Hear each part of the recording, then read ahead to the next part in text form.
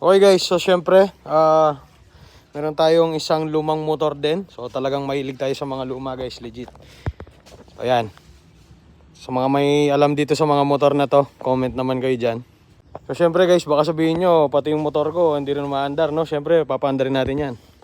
So ayan, si Boss Supremo. Yun o. Ayos. One kick.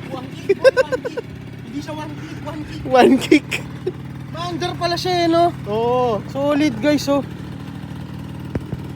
So sa tinagal, ang tagal naka-stock kasi akala ko di umaandar. Maandar din pala.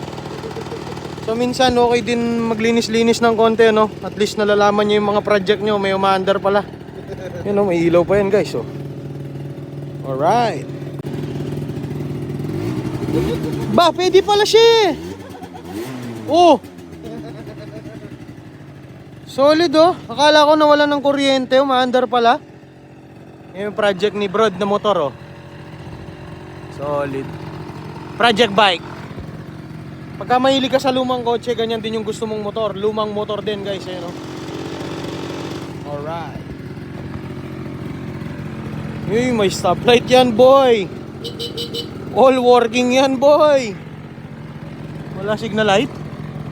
Wala signal light. Pati ito working yung start nito guys, promise. Yun oh.